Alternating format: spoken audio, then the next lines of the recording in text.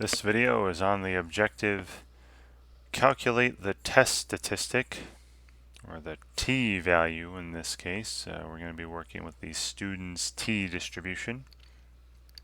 And because the population standard deviations aren't known here, and the degrees of freedom, right, for the student's t-distribution, for a hypothesis test for the differences of paired data.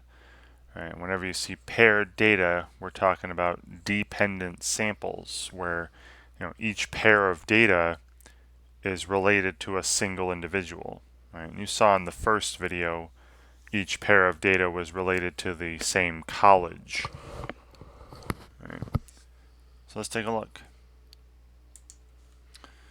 So again, if you want to see more about the topic, click on more instruction. Look at their videos, their notes, their examples, and hopefully those help you out. Alright, so here, a farmer wants to test if a new fertilizer will produce more massive crops. In order to do this, he randomly gathers the masses of several types of crops from the last growing season and the current growing season, and compares them to see if the current growing season's crops are more massive. Find the test statistic and degrees of freedom for an appropriate hypothesis test using the data set below.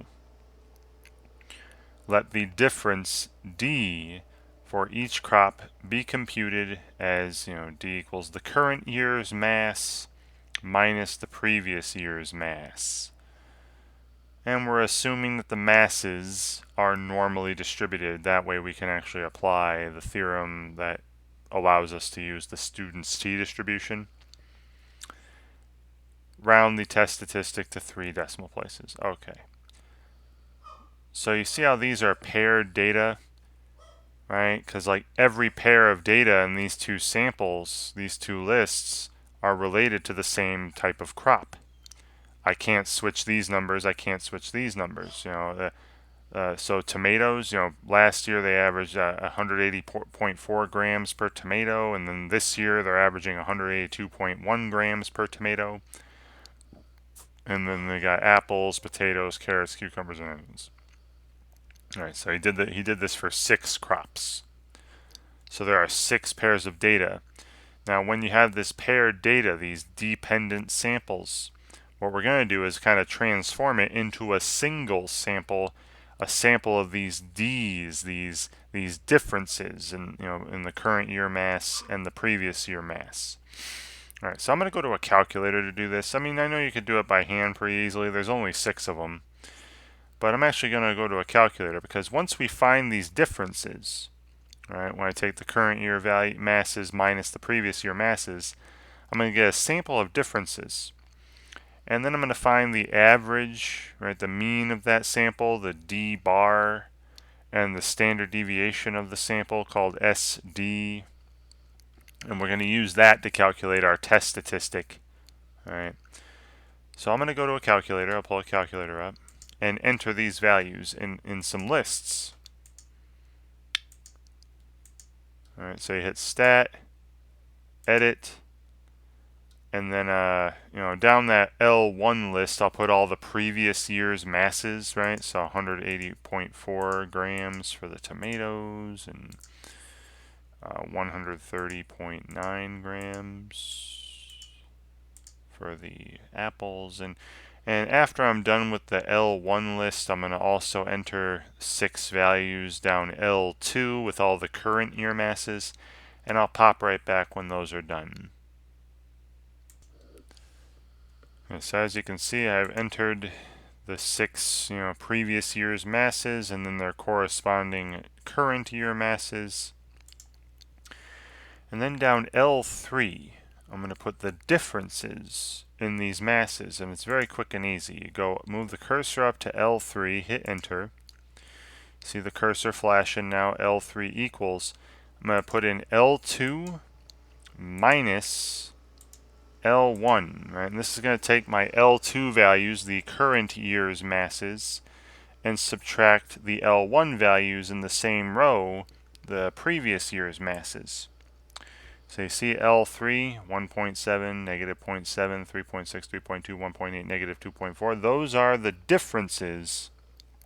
It's the current year mass minus the previous year mass, as they're saying. So these are those D values. And then what I want to do is find the average and standard deviation of this sample of differences. So I'm going to get out of here, go to Stat, Calculate, and I'm only looking at that one list, right? That list of differences, that one sample of differences. So I'm going to go to one variable stats. Now I've already got L3 up here, right? Make sure this is whatever list you have the differences in, make sure that list is here. Frequency list, there is no frequency list, and then calculate. And then you see X bar, that's the sample mean, that's the D bar, right? The average of all those differences. And then the SX, not sigma X, SX, I want the sample standard deviation. This I'll go 2.321 because I noticed in the first video when I entered my answer and looked at the answer explanation, it looks like they were also rounding the standard deviation to 3 decimal places, so I'll do that too here. Alright, so let me go to some paper. Alright, still got the calculator up. So that's that sample of differences. Okay, the D bar is 1.2. That's the average of all those 6 differences from list 3. The standard deviation of the differences, and I'm going to round here, is approximately, looking at that SX on the calculator, that's 2.321. Okay? And then because we're assuming that the differences are normal here, the masses for these crops are normally distributed, if we were to do this for all possible differences, do it for every possible group of crops, and look at the sample differences, the sample differences would have a student's t distribution with 5 degrees of freedom. Right, because remember, n is 6 here. There are 6 differences. And this is basically just like when we were doing a test for a mean, right? Because this is a mean here, d bar. It's like when we were doing a test for a single population mean when the population standard deviation was unknown. Right? We just took the size of the sample minus 1, and that was the number of degrees of freedom of our student's t distribution. So this will be one part of the answer, right? The number of degrees of freedom in the t distribution is going to be 5. And then our test statistic is a t-score. And it's, what is the t-score of our d bar? Our sample mean differences. So I would take, d bar minus the average for the population of all the differences, mu d. But usually this is going to be assumed to be 0 in most of the null hypotheses we come across.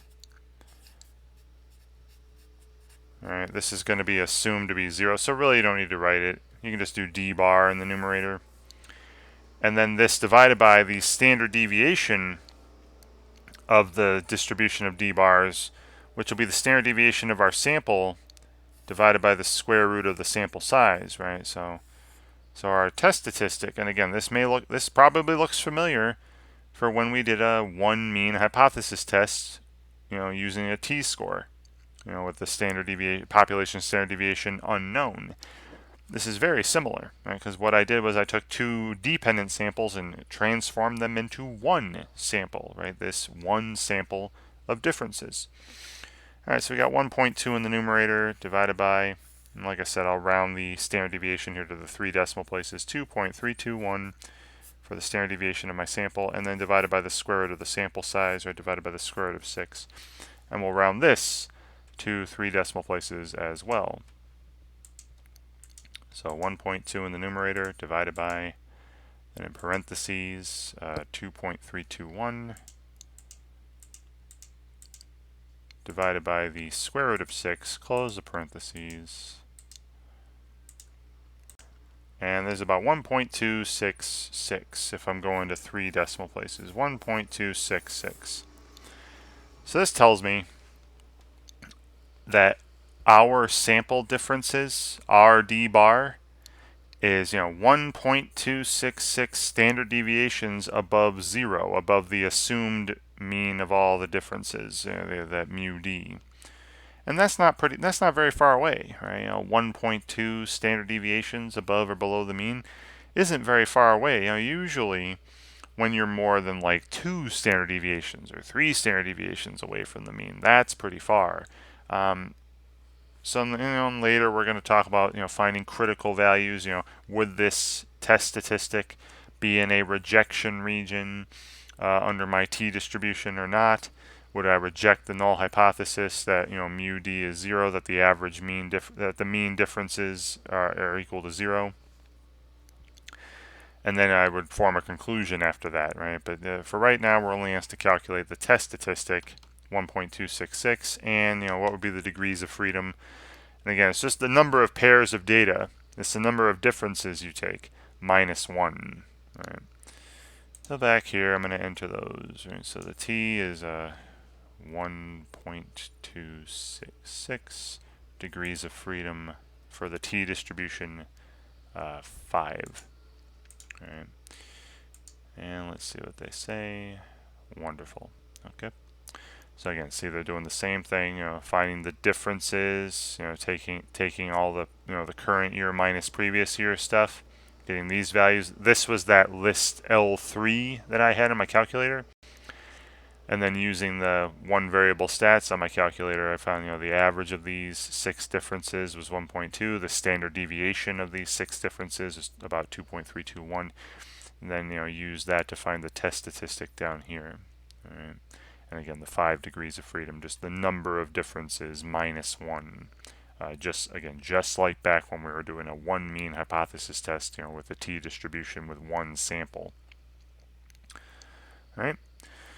So again, hopefully watching me go over this and looking at the more instruction if you need to, reading the answer explanations when they come up. Hopefully all this stuff helps you when you're working on this material on your own. And thank you very much for watching.